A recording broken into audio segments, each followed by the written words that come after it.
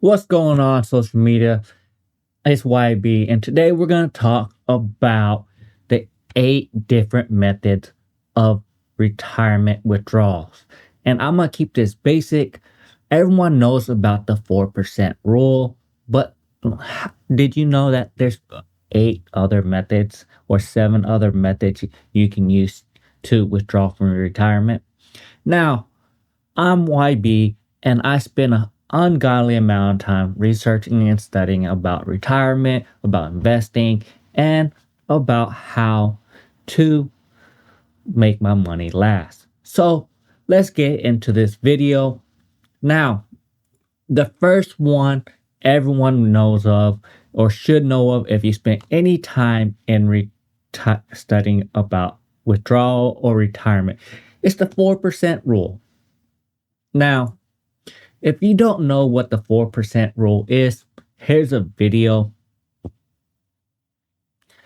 Now, the good part about the 4% rule. And basically what it says, if you start out with a diversified investment portfolio, you can withdraw 4% of the value of the portfolio the first year of retirement and then increase those withdrawals each year for inflation. For example, if you have saved $1 million, you could withdraw $40,000 the first year of retirement. Then, if there had been 3% inflation in the second year of retirement, you could draw out $41,200. Or really what's called the fixed real withdrawal. It's just a way that you calculate how much you're going to withdraw every year, no matter how well the market does or how bad the market does. It's a fixed percentage.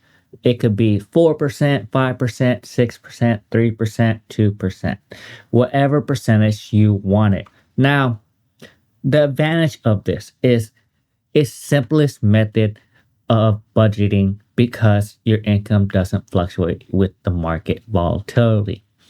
Now, the sequence of return risk on this is the primary danger. If the stock market drop significant in your early retirement year and continue to take a fixed real withdrawal, it forces you to sell more asset at lower price, and that's one of the issues with it. And underspending versus overspending, because this strategy is rigid, it may lead to underspending in a good market, leaving a larger inheritance to your family. Now, the current benchmark of 2026, according to Morningstar, it says it's somewhere between 3.7 to 3.9%. But in my opinion, it's based on how big your portfolio is. If you have $20 million and only do 4%, that's reality is it's not gonna run out of money. So you can adjust it to 5-6%. But very few people actually have that amount of money. But right now, the safe benchmark is somewhere between 3.7 to 3.9%. Now, let's talk about number 2. Skip inflation after a loss. Now, this strategy is a conservative approach to preserve the capital of your portfolio. So pretty much during a down market, you skip inflation of the money you take out. It makes it easier to budget without reducing your lifestyle. So here pretty much what happened is if the market does bad, you don't take any extra money out besides what you already decided to take out. So at the end of the day, you don't increase your money amount. And this primarily helps you understand that your money won't run out and you'll end up gaining a better standing with your portfolio. But I really don't like this one because at the end of the day, your money is going to go up and down, and you are going to need money at the end of the day in retirement unless you have a large amount of it. So this plan is very good, but it has a downside. Some years you might not get an increase for inflation and you might need that money. So that's the issue with that one. Now, let's talk about the following one. RMD method, require minimum distribution. Before I explain it, here's a video explaining what it is. our regular 401ks and our regular IRAs get taxed on the way out when we take money out. And whether we want to take money out or not, at some point the government says, hey, we gave you a tax break when you put the money in, and now it's time to pay the piper. Those are called required minimum distributions. So even you formulate by account balance divided by the life expectancy factor.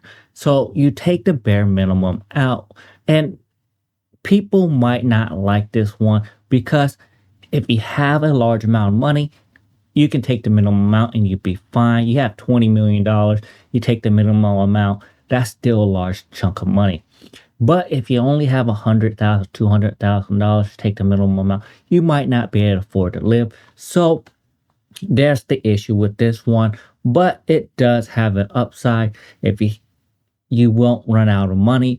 But at the end of the day, this is up to you. The required minimum distribution is just the requirement that you are withdraw from your 401k or your IRA or any other accounts that subjected to it. So if you don't know what accounts subjected to it, traditional IRA, SEP IRA, simple IRA, 401k, 403b, and 457 plan has a minimum withdrawal rate, and this is so that government could tax it so they can get some of the money. Next one is called the guardrail.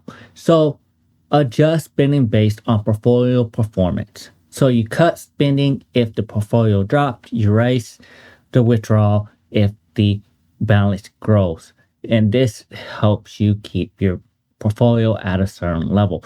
Now, here's the thing about it, and here's a video to explain it better. So basically, you create a ceiling for your spending as well as a floor for your spending, a point at which you don't increase your spending beyond this point, and a point at which you don't lower your spending beyond this point. And based on how the markets performed in the previous year, you would adjust your spending accordingly. If the markets performed well, you would increase your spending to the ceiling. If the markets performed poorly and went down, you would decrease your spending to the floor. But you don't increase or decrease too much. It's really more micro adjustments, so you have kind of a guaranteed set of spending. This strategy typically allows higher withdrawal rates. So 5.2 to 5.6 compared to the traditional 4%. It relies on the four primary rules, this higher rates. So during the prospect rule or the good times, you can take more money because your portfolio did good. But if the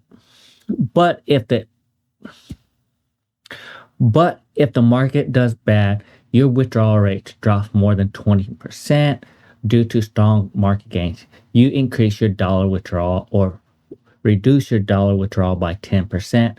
And this is pretty much to try to save your account. Now, I do like this one because you are adjusting based off what the market does. Now, the issue with it is you might not catch up. Now, the issue with it is a trade-off, right?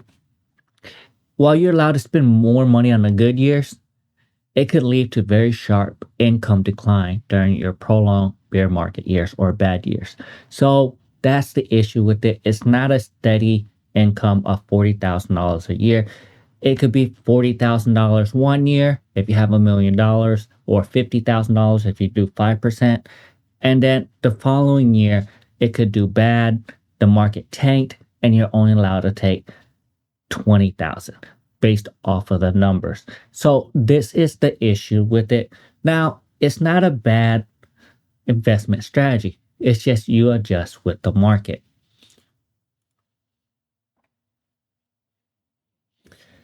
The next one is actual spending decline. So as you get older, you don't spend as much money on traveling and other things that you do when you're in your younger golden age. So this method adjusts based off your age because you spend more when you're younger and you spend less when you're older, just staying at home. So what's the issue with this? Well, it assumes that in your golden age, in the later 70, 80, you're not going to be active and you're going to sit around at home and do nothing. So that might be an issue for you because you might be really healthy in your 70s, 80s, and you still need a large amount of money so you can travel. So that's the primary problem, but that's based off what you think you can do with your age and your health at those years. Now, it isn't a bad plan. You spend money early on and enjoy it. And then the later years, you really budget it because you don't really go anywhere and you don't really spend money. That's what they're assuming. And that's what the actual spending decline is. Now, next one, constant percentage withdrawal. And it's very similar to the 4% rule. But withdrawal is a fixed amount percentage annually. So it could be 4%, 5%, 6%. And based on the number, you never run out of money. And I really like the constant percentage withdrawal. If the market does good, market does bad, you consistently withdraw at a certain percent. And the math doesn't lie. So this is a really good one. And here's know what that one really means. Please like and subscribe to my video. It really helps with the algorithm. And let's move into the endowment method. It's the next one. So the endowment method is the smooth income by basing withdrawal on 10-year average. So your withdrawal is based off the average of the market or your portfolio does. So here's the thing. By using the 10-year horizons, the institutional can alleviate immediate impact of quick, large market downturns. And most institutional do a endowment of every year for 4 or 5%. Instead of using every single year and changing it, they do it based off the 10 years mark. And I believe that one's a really good one to do. You see how a bunch of these are very similar. So it's just minor adjustment. One does every year. If it does good 1 year, one does every 10 years. So it's based off what you personally prefer. So if you don't know what it means still, here's a video I'm going to talk about. It's Vanguard floor and ceiling. Now, it's a hybrid approach to allow flexibility while setting strict limits on how much spending can increase or decrease in a single year. So this one, for example, you allow to increase it to 5% if the market does good, or you drop it down to 2.5% if it does bad. So good years, the ceiling, you withdraw more money. Bad years, you draw less money. And it's really good. It's for you if you can survive off a fixed percentage. So this really helps you with the investment and your retirement. So here's a better explanation. These 8 methods. It's